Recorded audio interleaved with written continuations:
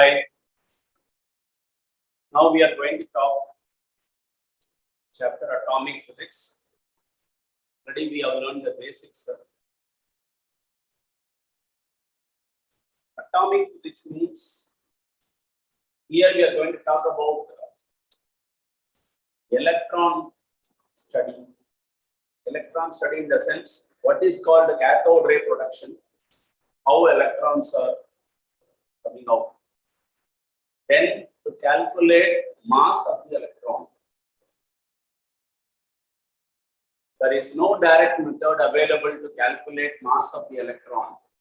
So we are going to calculate specific charge E by M by Thomson's method and charge by Millikan's oil drop method.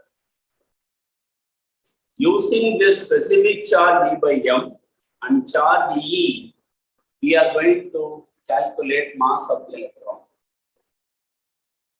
Okay, so this is our first part.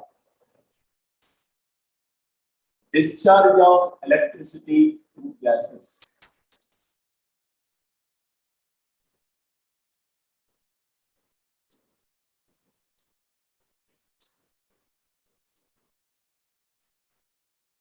Faraday and Crook gave the idea of this discharge of electricity. They took a discharge of tube,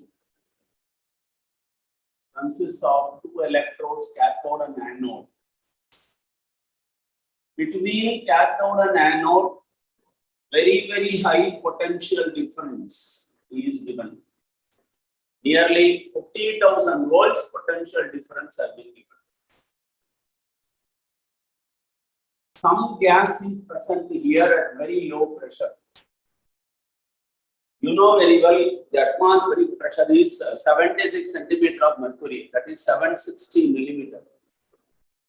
Here we are reducing the pressure to 100 millimeter, 10 millimeter, 1 millimeter, 0.1 millimeter like that. And we are seeing what is happening. High potential difference and at very low pressure, what is happening we are seeing here.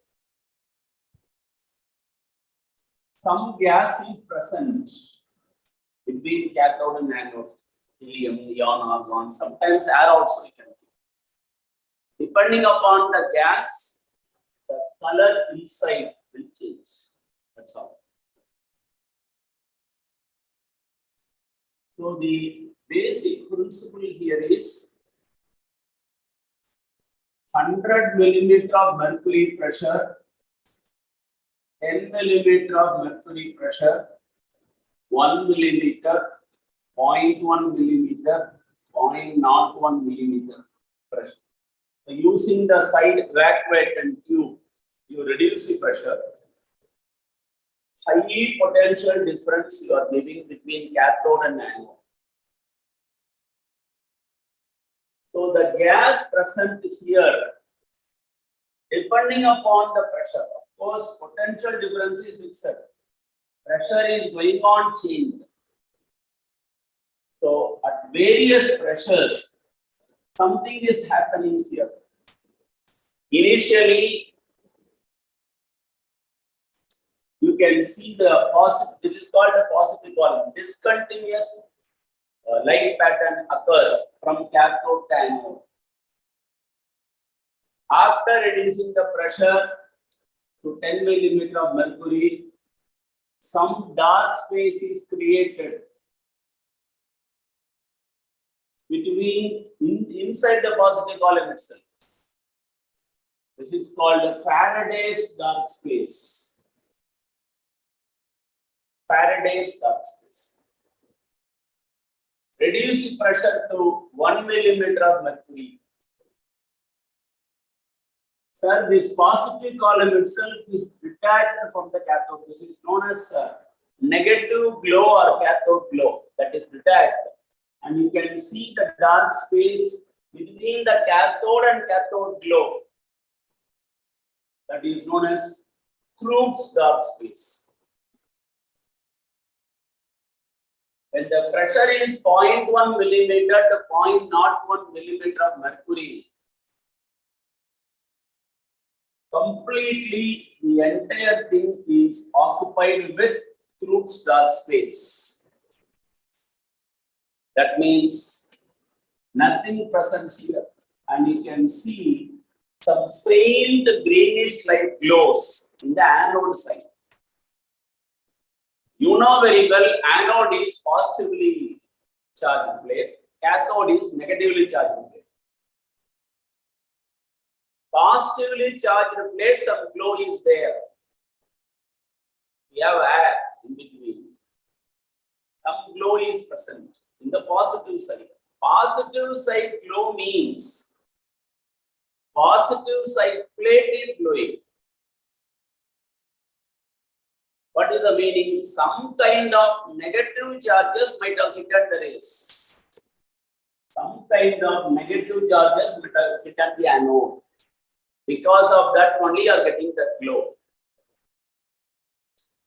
So this is because of negatively charged rays which is incident on the positive plate anode. That rays we call it as cathode rays. And the particles responsible for this we call it as electrons. Already we learned in electrostatics chapter, when one body rubbing over the other, there is a charge transformation. This is another type of charge transformation. Glass rod rubbing with silk material. Glass rod acquires a positive charge, silk cloth acquires a negative charge. That means some positive charges from the glass rod, silk cloth transfers to the glass rod, so it becomes positive. Silk cloth is losing the positive, so it becomes negatively charged. That is a different concept. So here, electrons are coming out because of this anode glow. So this point we call it as black discharge. So black discharge is happening in a discharge tube at a pressure of 0.01 millimeter of mercury and at a high potential difference. How this is all happening, sir?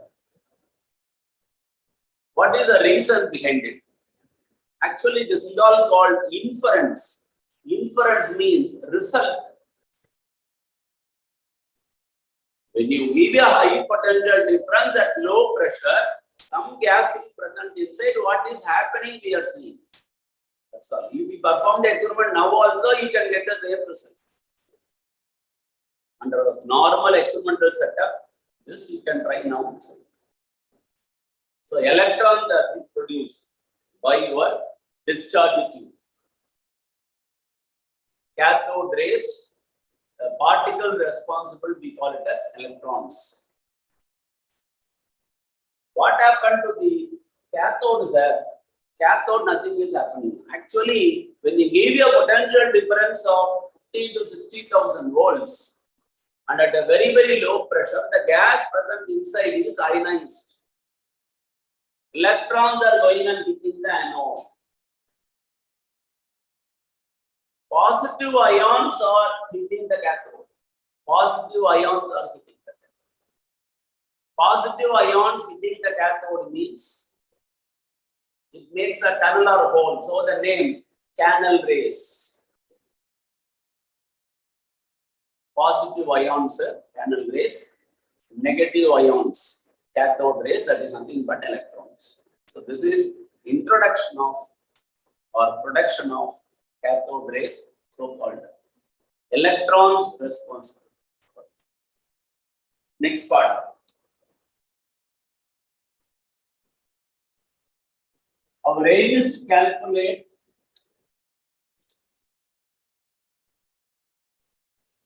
mass of the electron. There is no direct method available to calculate mass of the electron. So we are calculating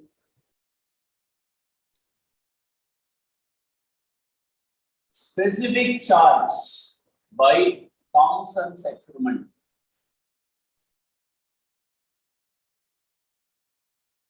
Specific charge means charge by mass ratio. That is called specific charge.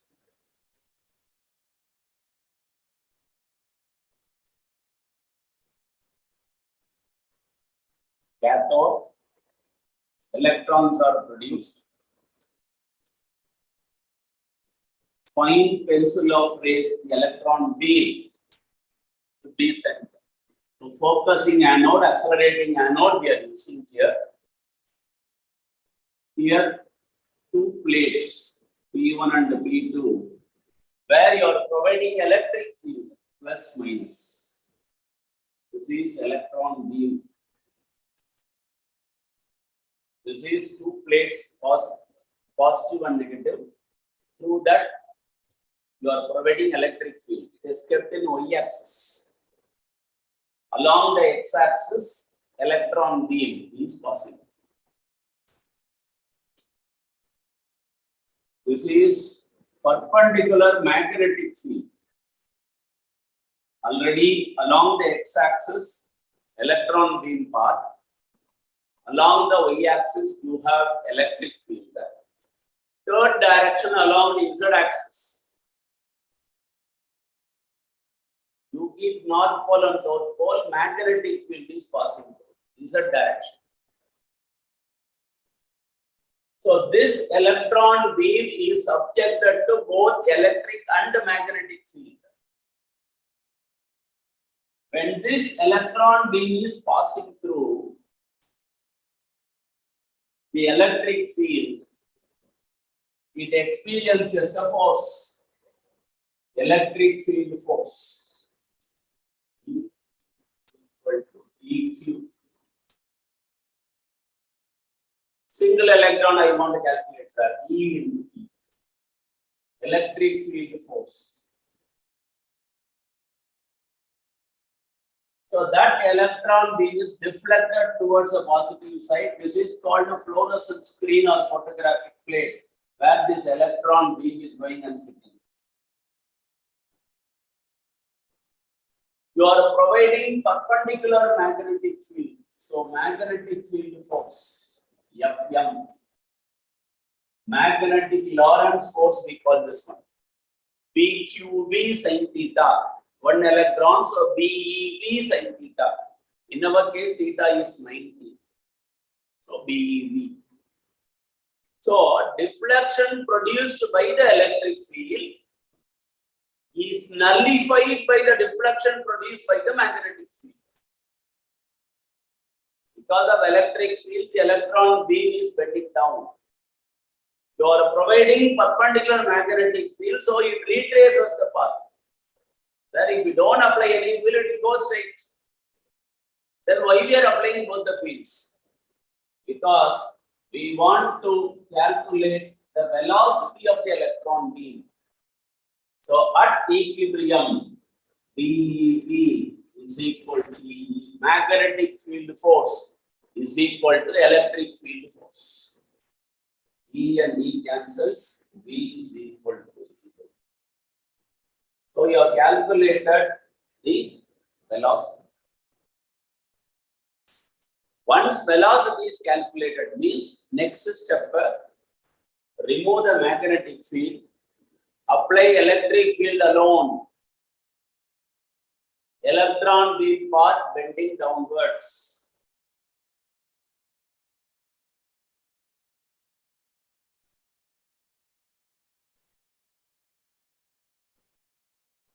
And this is the displacement here. Fluorescent screen, the displacement is Y. Displacement equation, S is equal to UT plus half AT square.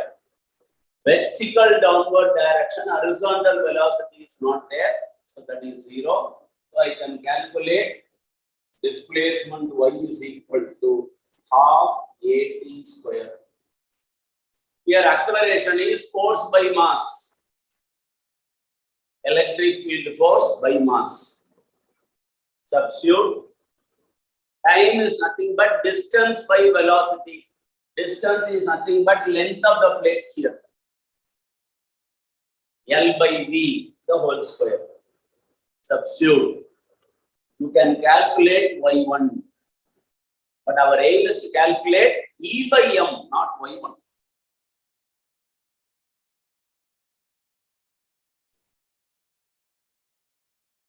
When you see the fluorescent screen, the displacement is Y, that displacement is proportional to Y1. So I can write Y is equal to KY1.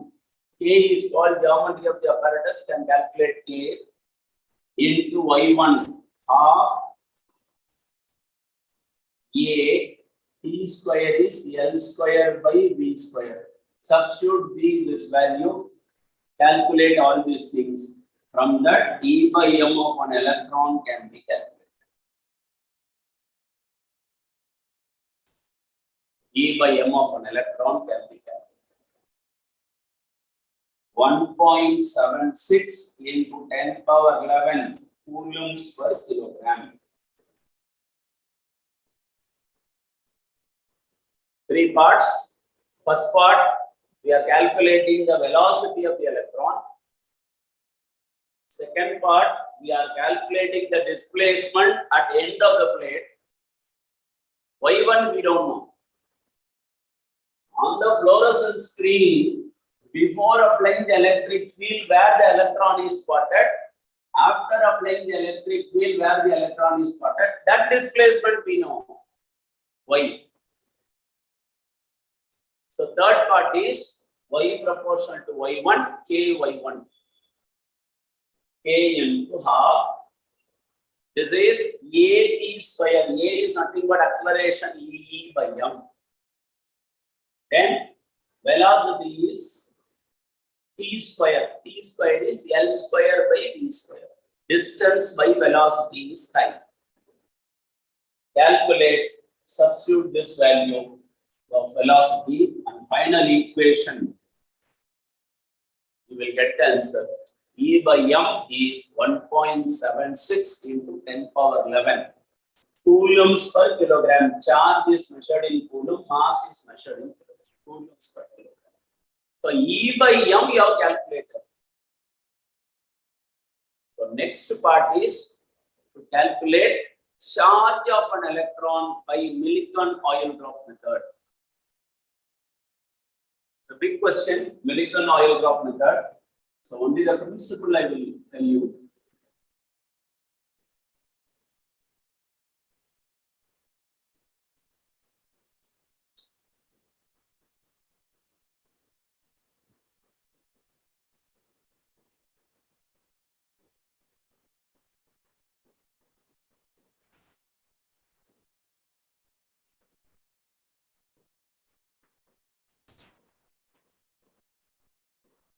There are two plates A and B kept in the chamber.